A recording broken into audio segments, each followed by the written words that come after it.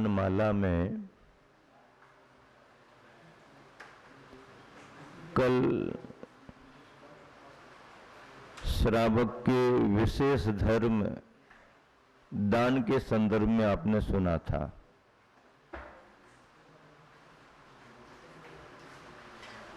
उसी क्रम में आज श्रावक का विशेष धर्म एक पूजन भी है, उसे आपको समझना है। पेज नंबर 136, पूजन एवं प्रयोजन। निकल गया सभी का?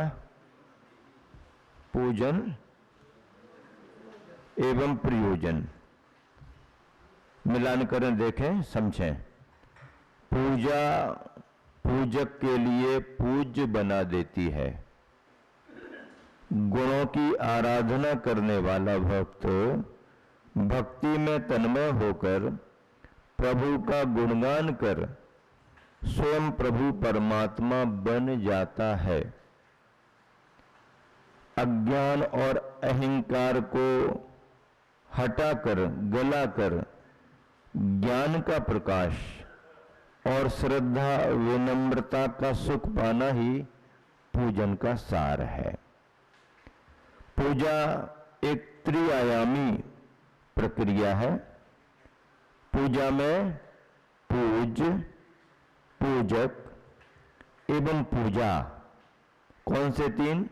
पूज्य, पूजक एवं पूजा, ये तीन अंग प्रमुख है। पूजन में पूज्य का ध्यान रखा जाता है।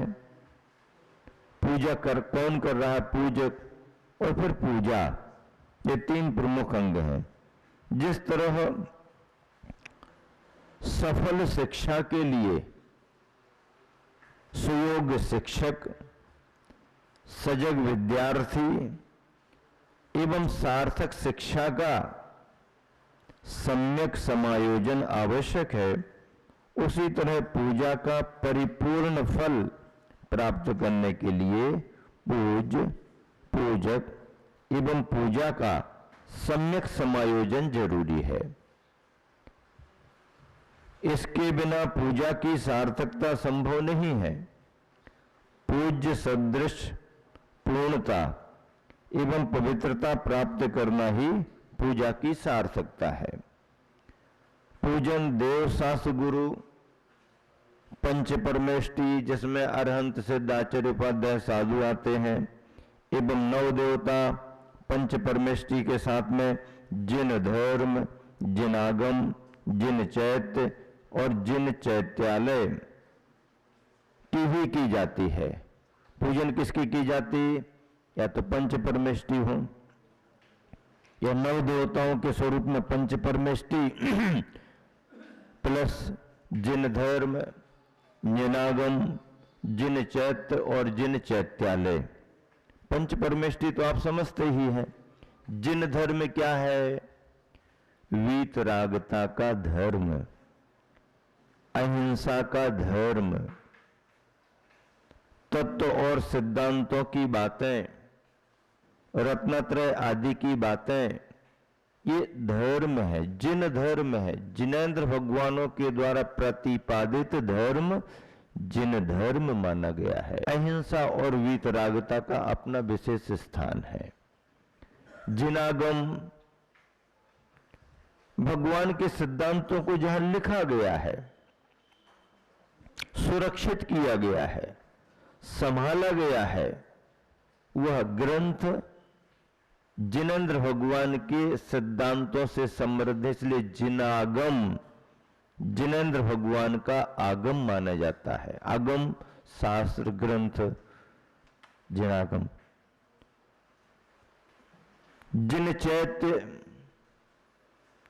चैत्य का मतलब जिनेंद्र भगवान का जो स्वरूप था, उसी स्वरूप में बनने वाली प्रतिमाएं। प्रतिमा को चैत्य कहते हैं। चैत्य किसे कहते हैं? प्रतिमा को, बिंब को चैत्य कहा जाता है। जिन चैत्य कहा मतलब जिनेंद्र भगवान की जो वीतरागी मुद्रा है, दिगंबर मुद्रा है, उस मुद्रा में स्थापित प्रतिमाएं जिन चैत्य मानी जाती हैं, और चैत्यालय किसे कहते हैं? उन चैत्यों को, उन बिंबों को, उन प्रतिमाओं को विराजमान करने का स्थान चैत्य आलय, आलय यानी निवास स्थान, आलय होता है जहां पर हम विराजमान करते हैं, वेदिका पर विराजमान करते हैं, मंदिर के अंदर वेदिका बनाते, मंदिर में विराजमान करते हैं। तो मंदिर को जहां पर प्रतिमा होती है उसे चैत्य आलय, जिनवानी शास्त्र भंडार है उसे हम शास्त्र आलय कह सकते हैं, ग्रंथालय कह सकते हैं। लेकिन यदि हमने चैत्यालय कहा तो चैत्यालय का अर्थ क्या होगा? जहां पर चैत्य है, जहां पर चैत्य विराजमान है उसको हम चैत्यालय कहेंगे। चैत्य किसे कहते हैं? प्रतिमा को, बिंब को चैत्य कहा गया है। चैत्य चैत्यालयों की वंदना करने जाते, जो अकृतम चैत्य चैत्यालय होते ना, तो अकृतम चैत्य चैत्यालय का मतलब क्या है? जिन्हें किसी ने नहीं बनाया है, नष्ट भी कोई नहीं कर सकता है, मनुष्यकृत जो रचना नहीं है, उन रचनाओं को, देवोपुनीत जो रचनाएं होती हैं, शाश्वत जो रचनाएं होती हैं, उनको अकृत्रिम, कृत्रिम यानी जो बनाए गए हैं, अकृत्रिम मतलब जैसे किसी ने नहीं बनाया, अकृत्रिम चैत्य चैत्यालय। तो चैत्य और चैत्यालय में ये अंतर है कि अकेली प्रतिमा हो तो उसको हम चैत्य कहेंगे, और प्रतिमा जहां पर विराजमान कर दी गई है उसे हम चैत्यालय कहते हैं। चैत्य के रखने का स्थान, वेदी होगी, मंदिर होगा। इस तरह से जिन धर्म, जिनागम, जिन चैत्य और जिन चैत्यालय, ये चार और मिलते हैं तो पंच परमेष्टि के साथ चार मिलने से 9 देवता माने जाते हैं। 9 देवता, ये 9 देवता वीतरागता के आयतन है, रत्नत्रय के आधार है, सम्यक दर्शन ज्ञान चारित्र की पूर्ति इन्हीं 9 देवताओं से होती है, पंच परमेष्टियों से होती है, देव शास्त्र गुरु से होती है। देव अरहंत भगवान के चरणों में जाने में दर्शन दाता देव हैं। जिन प्रतिमाओं का दर्शन करो, वंदना करो, वीतरागता झलकती है। हम ग्रंथ में कितने वीतरागता की बात लिख दें, कितनी ही वीतरागता की बात पढ़ने में आ जाए, पर ग्रंथ की एक सीमा है। वो ज्ञान तो करा सकता है पर आकार दिखा नहीं सकता। आकार कहां दिखेगा? जहां कोई आकार बना हो। तो जो हमने ग्रंथ में पढ़ा है, पढ़ रहे हैं, उसका स्वरूप कहां दिख रहा है? दृष्टि नासा पे धरे, दृष्टि नासा पे धरे। प्रशांत रूपाय दिगंबराय देवादिदेवाय नमो जिनाय। ग्रंथ में लिखा है ये। क्या लिखा ग्रंथ में? कि प्रशांत रूपाय दिगंबराय देवादिदेवाय नमो जिनाय लिखा है। लेकिन उसका स्वरूप कहां मिलेगा? कहां मिलेगा? कोई मुनि महाराज मिल जाए निर्ग्रंथ, अथवा कोई जिनबिंब मिल जाए, आचार्य उपाध्याय साधु, अथवा मंदिर में विराजमान जिनबिंब, जिन्हें मंत्रों के द्वारा प्रतिष्ठित किया गया है। ऐसा नहीं है। संपूर्ण विधि विधान, स्थापना निक्षेप के भगवान बनाने में भी भगवान के अपने जीवन का संपूर्ण संदर्भ जुड़ता है। पांचों कल्याणकों के उनके नियोग इन बिंबों पर साधे जाते हैं। पांचों कल्याणक के ऐसा कोई बिंब प्रतिष्ठित नहीं माना जाता जिसके कि पांचों कल्याणक ना हुए हों। नई प्रतिमा में पांचों कल्याणक, भरत ऐरावत क्षेत्र में जो भी जिन बिंबों की व्यवस्था है पूजा के लिए, पूज्यता के रूप में पंच कल्याणक समन्वित, पंच महाकल्याण संपन्नानम, एक बार प्रतिष्ठित प्रतिमा हो गई, उसमें कोई कमी आ गई, कोई त्रुटि है, कोई उसका दोष ठीक करना है, सामुद्रिक रचना के हिसाब से, प्रशस्ति के हिसाब से, दृष्टि में कहीं पर कोई अंतर करना है, कुछ टाकी लगा दी, कुछ थोड़ा सा कुछ भी आपने उसमें किया, तो फिर आपको पुनः प्रतिष्ठा करना पड़ेगी। वह काम करने के पहले उस प्रतिमा का निष्ठापन किया जाता है। कोई प्रतिमा में कहीं अंगुली निकल गई, कहीं कान में से कुछ क्षरण हो गया, उसको अपन ने जुड़वाया, रिपेयरिंग कर दी, ज्यों का त्यों स्वरूप बनाया, तो पहले उस कार्य को करने के पहले जितने गुणों का आरोपण पंचकल्याणक में हुआ था, उन गुणों का निष्ठापन करते हैं, निष्ठापन कर देते हैं। नहीं, अब ये गुण इस प्रतिमा में नहीं है, फिर निष्ठापन करने के बाद कार्य होता है, कार्य होने के बाद फिर पुनः उतने गुणों का आरोपण करते हैं। उसमें गर्भ और जन्म कल्याणक की क्रियाएं नहीं करते, क्योंकि प्रतिमा पहले से ही दिगंबर प्रतिष्ठित थी। तो गर्भ जन्म कल्याणक छोड़ करके दीक्षा के संस्कार किए जाते हैं, केवल ज्ञान के संस्कार किए जाते हैं, निर्वाण मोक्ष के संस्कार किए जाते हैं। ऐसे 3 कल्याणक होते हैं, तब कहीं जाकर के प्रतिमा पूज्य होती है। ऐसा नहीं कि आपने किसी शिल्पी से बनाई, सुंदर लगी, उठा के रख दो और पूजा शुरू कर दी, ऐसा नहीं होता है, विधि विधान होता है। और इन दिगंबर प्रतिमाओं को प्रतिष्ठित करने के लिए, पूज्य बनाने के लिए निर्ग्रंथ मुनि के द्वारा ही संस्कार दिलाए जाते हैं।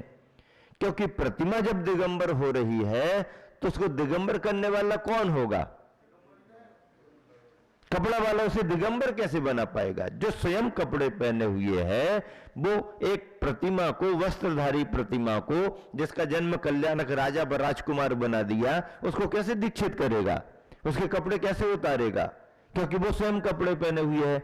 इसलिए दिगंबर प्रतिमाएं जितनी भी प्रतिष्ठित होती हैं, उनके दीक्षा ज्ञान निर्वाण के संस्कार करने के लिए दिगंबर मुनि का होना जरूरी है। अब आप कहोगे महाराज जी, यदि यही अनिवार्य है तो फिर विदेशों में भी मंदिर बन रहे हैं, वहां भी प्रतिष्ठा हो रही है, वहां भी पूजा चल रही है, तो वहां कौन से मुनि महाराज गए? विदेशों में तो मुनि महाराज जा ही नहीं सकते। तो वहां पर कोई छुल्लक जी, कोई भट्टारक जी या कोई विशेष ब्रह्मचारी जी भी जाकर के प्रतिष्ठा करा सकते हैं। फिर आप कहोगे फिर वो कराएंगे तो वो तो कपड़े वाले हैं। हाँ, उसी का समाधान देने के लिए विषय रखा। तो वह क्या करते हैं, वहां पर जहां पर चाहे करके भी हम मुनियों को नहीं ले जा सकते, भावना रख करके भी मुनि वहां नहीं जा सकते, तो फिर एक व्यवस्था है, चाहे देश हो चाहे विदेश हो, चाहे करके भी, भावना भाग करके भी यदि हम निर्ग्रंथ गुरु को उपस्थित नहीं करा पा रहे, तो फिर क्या करें, फिर कैसे करें? ऐसा जरूरी थोड़ी है कि हमेशा मुनि मिलते रहे। किसी देश काल में मुनि दूर दराज हो, ना आ पाए, ना ला पाए, लाने की अनुकूलताएं ना हो, तो फिर कैसे करेंगे, क्या करेंगे? तो फिर उसमें एक विधि विधान है। प्रतिष्ठाचारी जो होता है, और प्रतिष्ठाचारी बनने के लिए उसके लक्षण होते हैं, उस प्रतिष्ठाचारी के नियम होते हैं।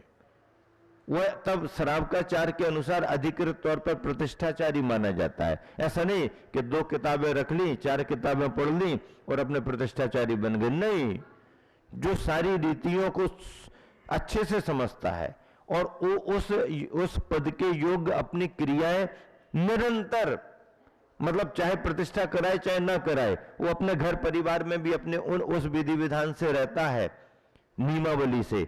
ऐसे जो प्रतिष्ठाचारी होते हैं, उनके लिए एक बात है कि प्रतिष्ठाचारी और प्रतिष्ठा कराने वाली समाज चाहे करके भी यदि किसी मुनि महाराज को उपलब्ध ना करा पाए, भावना भाग करके भी 100-500 किलोमीटर से लाना पड़े, तो उनके लिए रुके रहेंगे। महाराज के आने के लिए तारीख बढ़ा देंगे, हाँ, महाराज जी के लाने के लिए तारीख बढ़ा देंगे, वर्ष बदल देंगे, लेकिन महाराज जी को लाएंगे। चाहे करके भी महाराज जी या नहीं आ सके, आप नहीं ला सके, तो प्रतिष्ठाचारी क्या करता है? दीक्षा के संस्कार करने के लिए, दीक्षा के संस्कार करने के लिए प्रतिष्ठाचारी पर्दे के अंदर बैठता है, जहां कोई पुरुष ना जाए, कोई भी उन्हें ना देख सके, और वह प्रतिष्ठाचारी उतनी देर के लिए निर्वस्त्र होकर के अपने आप में 28 मूल गुणों का संकल्प करता है।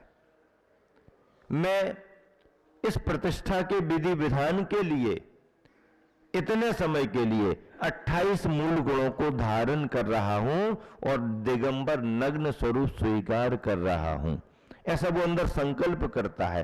फिर जब स्वयं कर लेता है 28 मूल गुण में दिगंबर पना, तो फिर भगवान के जो राग रंग के राजकुमार राजा के वस्त्र रहते हैं, उनको उतार करके उन्हें दीक्षित करता है, उन्हें उतार करके दीक्षित करता है। क्योंकि दीक्षा देने के लिए स्वयं की दीक्षा होना जरूरी है ना। खुद ने त्याग नहीं किया, खुद ने दीक्षा नहीं ली, वो दूसरे को कैसे दीक्षा देगा? तो वो करता है और पूर्ण क्रिया करता है, विधि विधान पूरा करता है, और उसके बाद में जब उसकी विधि हो गई तो वह पुनः जिन व्रतों को 28 मूल गुणों को संकल्प से उसने ग्रहण किया था, उसका उसी विधान के अनुसार मंत्र पढ़ करके उसका निष्ठापन करता है। अब हमारी विधि यहां पर संपन्न हो चुकी, अब मैं अपने पूर्व रूप में अपने पद में आता हूं, और जो हमने इतनी देर के लिए जो मैंने व्रतों को धारण किया था, निर्ग्रंथता को धारण किया था, उसका त्याग करता हूं। ये निष्ठापन की विधि है, और वह वस्त्र धारण कर लेता है। मतलब थोड़ी देर को भी यदि कोई क्रिया होती है तो उस योग्यता का संकल्प करना पड़ता है, उतना त्याग संकल्प में आना चाहिए, भले वो आधा घंटे 1 घंटे को होना चाहिए। और विधि हो गई तो प्रतिष्ठाचारी पूर्व रूप में आ जाता है। ये प्रतिष्ठाचारियों का विधि विधान है, इमरजेंसी विधि विधान है, मूल मार्ग नहीं है, मूल मार्ग नहीं है। यदि मुनिराज है तो मुनिराज से ही कराना, मुनिराज होते हुए मुनिराज को ना बुलाना, ना बुलाने की मान्यता रखना, बिना उनके भी पंचकल्याण संपन्न करा लेना, यह आचार्य कुंद स्वामी की मूल दिगंबर आमनाय नहीं है, मूल दिगंबर परंपरा नहीं है। इस मान्यता में जिन शासन का मूल स्वरूप दिगंबर आमनाय का नहीं है, इस मान्यता के लिए महत्व नहीं है। देव शास गुरु से रत्नत्रय की पूर्ति होती है। ऐसे देव शास गुरु की पूजा, पंच परमेष्टियों की पूजा गृहस्थ का धर्म है।